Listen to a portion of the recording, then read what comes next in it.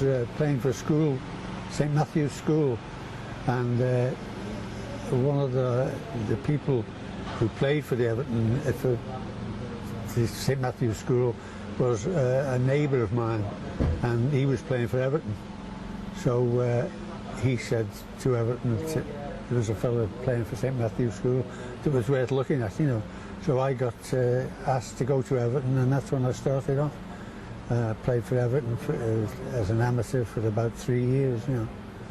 And then I got assigned pro, and took it from there, sort of thing.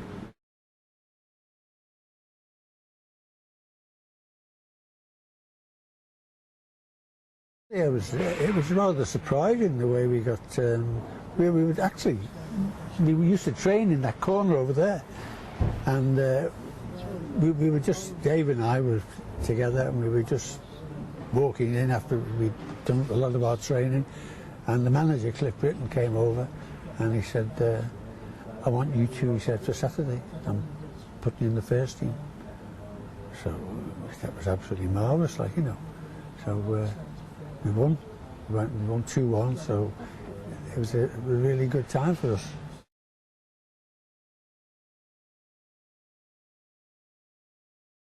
Yeah, I think they did help us, but you know, when I was a winger, so you know, you're in one position, sort of thing, on the touchline, sort of thing, you know, and that's where you sort of make yourself felt. You get the ball on the line, you take your fullback on and try and go past him, you know, and cross the ball and all that sort of thing, you know. A bit different to what it is now, you know.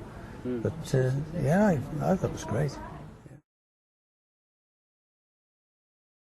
Well, it's probably the best I can remember is when I played for Everton against Man United at Old Trafford, and this goalkeeper cleared the ball and come right up to the halfway line, and I was moving in to meet it, and just as the ball was coming to me, I had a little glance, and he was sort of thought he'd done enough clearing the ball, and he'd come to the edge of the penalty area, so I just tapped the ball and then let it go back.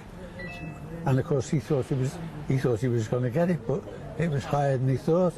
And he turned round, and then the centre half was coming as well, and it was over and back, but they all ended up back in the net. So I always remember that goal, like, you know.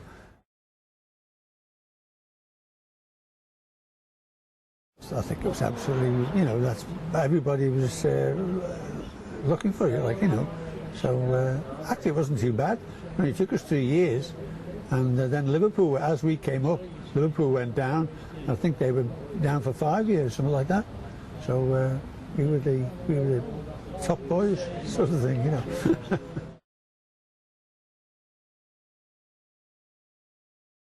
Everton were the first club in the city, so I think that's what it was that really made it, you know. Everton were the best, and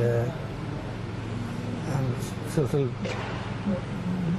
Everton sort of were always better than Liverpool, and if you're an Evertonian, that's it. You came to these matches every week, home matches anyway, and a lot of them used to go away as well, so we always had a good following.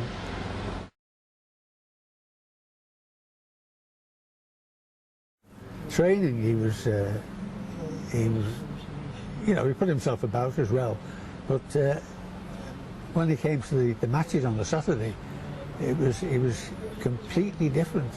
He was absolute dynamite, you know, and he chased the ball, and he'd make these fellas centre halves, you know, scared stiff sort of thing. And he was a one-off, yeah, no doubt about it.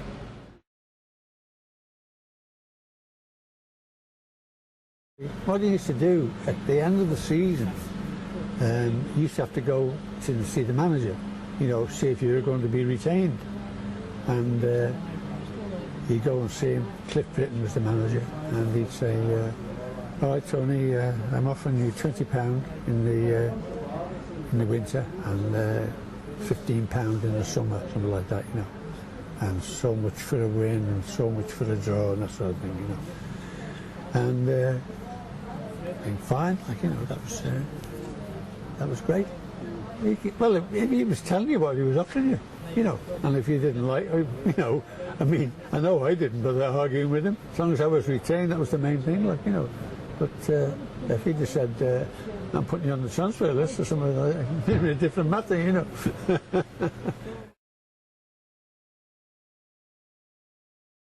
Well, I can't really sum it up, you know. I mean, Evertonian from a boy, like, you know, from the schoolboy, as they came along and treated me as an amateur, you know. So I've been here from an amateur, and I loved it, you know.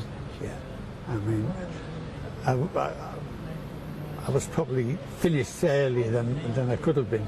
So, but apart from that, you know, these things happen in football. And I enjoyed it, and I'd do it all again if I got the chance.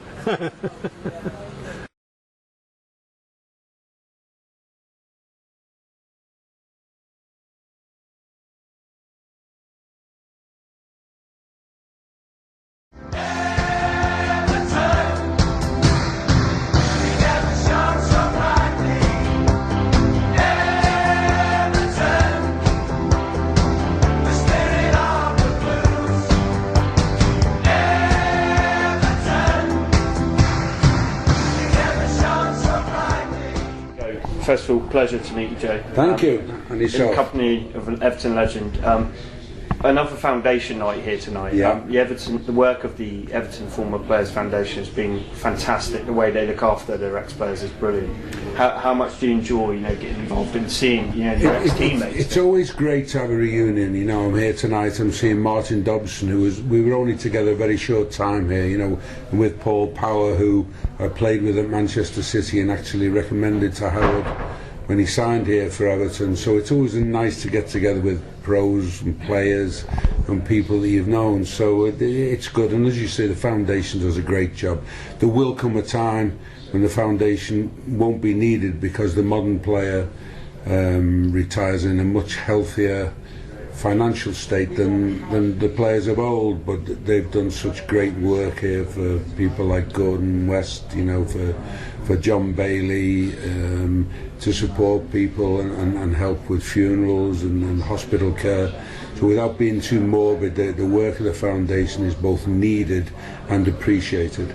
And Joe, even though a lot of other clubs have followed Everton's lead in setting up foundations, the relationship here between players and the club is kind of very special. Is it hard to really describe? It's kind of unique. It is unique, and you're perceptive to see that, because I actually sat in the stand here one day and saw 4 ex-Everton managers in the stand. You know, there's regularly 2 of us here, myself and Howard, but there was Colin Harvey, there was Gordon Lay, and I've seen that 4 ex-managers coming back to this club for no other reason than their appreciation and their love of the club, you know. So it is pretty exceptional. The bond with the supporters here, particularly at night games, I just love night games at Goodison, but the bond with the supporters again is quite unique, you know, and they appreciate their legend. Thank you for calling me a legend, by the way, but I always find it very hard to accept that, because if you talk about me in words like legend, you know, what do you think of Alex Young and Roy Vernon and players like that, and Jimmy Gabriel? So thank you, but you know, those were Everton legends and in another time. So now this club, very exceptional. And Joe, when you made your debut as a teenager, I think it was in 1966 when you were first coming through, did you ever think you'd go on to achieve what you did for Everton, and obviously win the league title and playing an FA Cup final? Which at 16, when I made my debut in '66, I was just hoping I got another game. You know, quite honestly, we weren't that confident as young players here. The old way was to keep people down, award them and reward them occasionally. So I played in the first team at 16. I also played in the 4th team at the end of that season, you know, and I was wondering then, you know, would I get a professional contract? Unfortunately I did, and I never knew really what the management thought of us, because we were never told. So it's a different era these days, you know. It's the way people are handled is much different and much better now.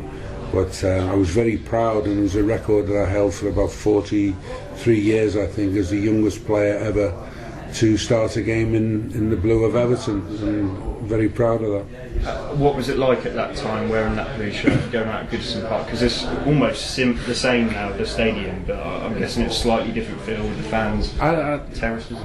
I used to get autographs from the coach, with the players I was playing with. I played with Alex Young, I played with Colin Harvey, Howard Kendall, Alan Ball when I was 17 and 18 here, and then I saw the end of careers like Jimmy Gabriel here, what a great man and a great mentor.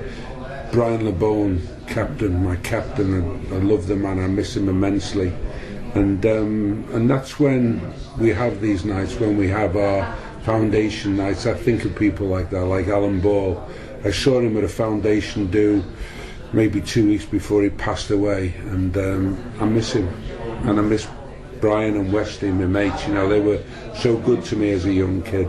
So your original statement about this foundation is true. It's exceptional, and we're proud of it. And Joe, just to wrap up really on bringing it slightly forward a couple of decades to your management of the club. Yeah. And obviously the cup win in '95 stands out, but the way you galvanised the troops and from a relegation battle to beating Liverpool and then staying up as well. What are your memories of that time? I know you got it was surreal, but I came here because it was Everton, and I hadn't realised things were as bad here as they were, and we set about with a plan to make the side hard to beat, which worked.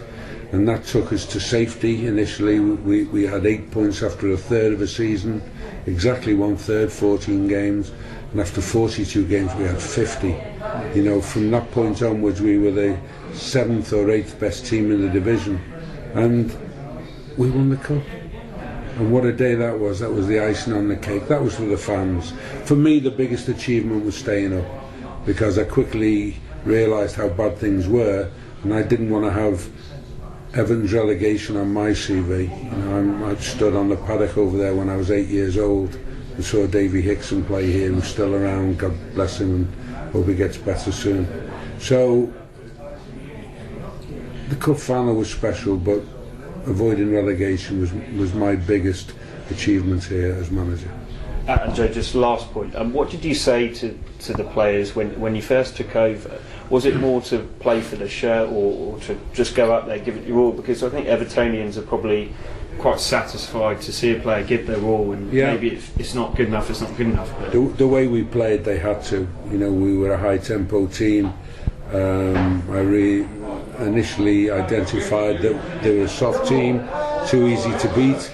So we set about making them hard to beat in a hard-working fashion, and that's what the fans appreciated. The tag of Dogs of War came later on, and the fans embraced it at the time. They really did. They loved having a side who bonded with them, and we did, and I'm very proud of it.